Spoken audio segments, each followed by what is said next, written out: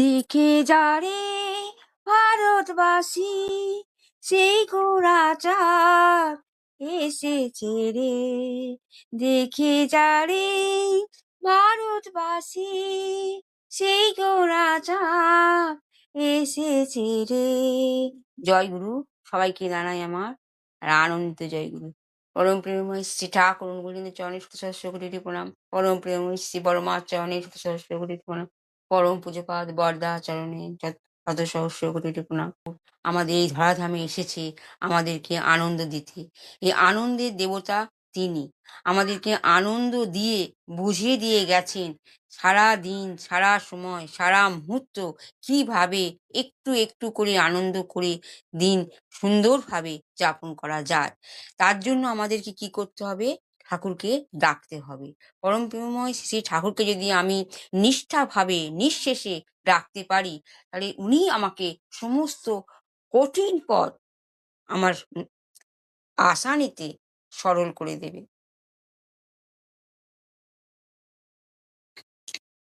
পরম প্রেমময় শ্রী শ্রী ঠাকুর এই পৃথিবীতে এসে সবাইকে কিছু না কিছু জিনিস সুন্দরভাবে শিখিয়ে দিয়ে গেছেন।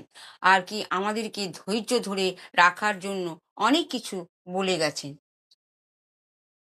এই ধৈর্যর পথ অবলম্বন তো সবাই করতে পারে না। এই ধৈর্যর পথ অবলম্বন করতে গেলে আমাদেরকে ঠাকুরের কাছে এসে ঠাকুরের সত্যানুসরণের সম্মুখীন হতে হয়। আর এই সত্যানুসরণ পড়তে গেলে আমাদের প্রত্যেকটা পাতায় এক একটা যে লেখা ঠাকুর লিখে দিয়ে গেছেন, সেটা অন্তর্নিহিত মানে বুঝতে হয়। ঠাকুরের বইতে খুললেই লেখা আছে অর্থ, মান, যশ ইত্যাদি লোভের আশায় আমাকে ঠাকুর সাজিয়ে তোমরা রেখো না। তোমার মধ্যে ঠাকুর তো না জাগলে ঠাকুরও নয়, কেন্দ্রও নয়। তাই আমরা সত্যানুসরণের পাতাগুলো যদি এক একভাবে বুঝতে পারি, তাহলে বুঝতে পারবো এই লাইনের অন্তর্নিহিত কি মানে। ঠাকুরকে ঘুষ দিয়ে, ঠাকুরকে রিশ্বত দিয়ে, ঠাকুরের কাছে অঢেল পয়সা দিয়ে ঠাকুরকে আমরা কখনোই পাবো না। এভাবে পাবো না ঠাকুরকে ডেকে যে ঠাকুর তোমাকে তো আমি অনেক দিচ্ছি। না, আমি কি দিচ্ছি পরমপিতাকে? সবই তো পরমপিতার দেওয়াই। যদি পরমপিতাকে আমার দিতেই হয় ভালোবাসা, এটা আমার, একান্তই আমার।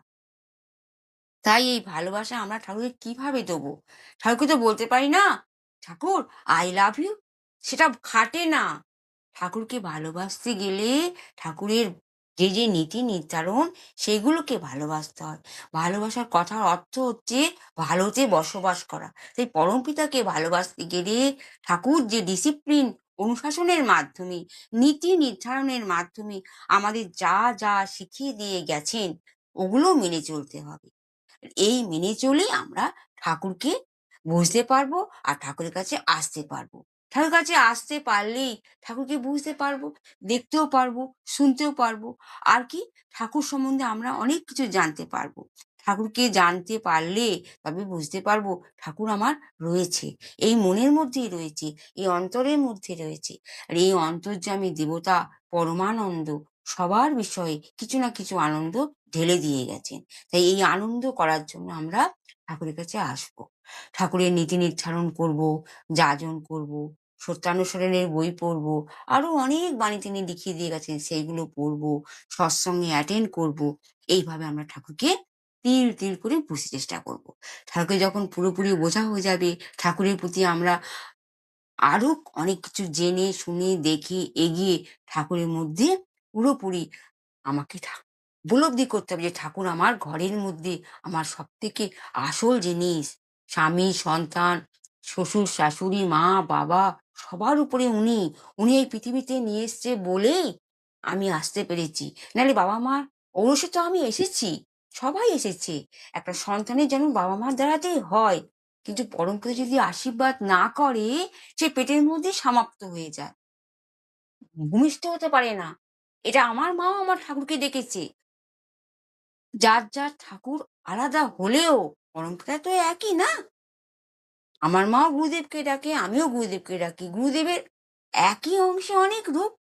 ঠিক তেমন ভাবে পৃথিবীতে একটা মানুষ আসতে গেলে পরমপিতাকে সাথ নিয়েই আসতে হয়।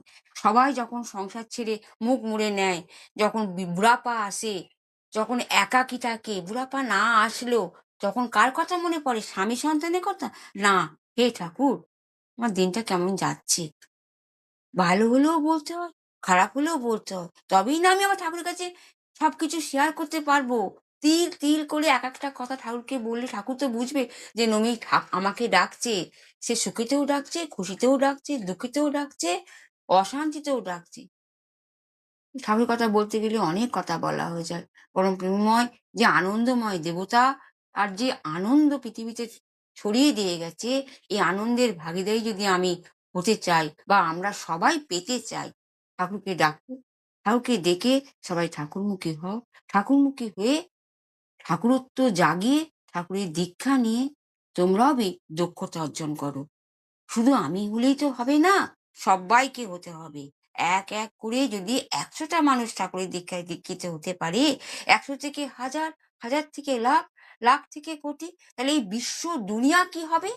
ঠাকুরময় হয়ে উঠবে। আর এত গলদ কেউ থাকবে না। যে গলদ কাজ করবে তাকে কেউ প্রশ্রয় দেবে না। তাকে ভালো পথে আনার জন্য চেষ্টা করবে। মানুষের তো মনুষ্যত্ব এটাই। এই পরম প্রেমময় শ্রী ঠাকুর ছোট্ট ছোট্ট জিনিস শিখিয়ে দিয়ে গিয়ে আমাদেরকে আরো শেখাবার জন্য তিনি চেষ্টা করে গেছেন।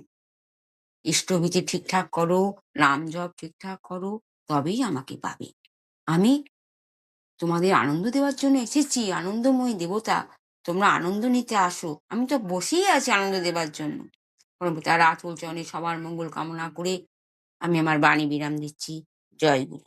সবাই ভালো থাকবেন, সুখে থাকবেন, শান্তিতে থাকবেন। বন্দে পুরুষোত্তম। জয় গুরু।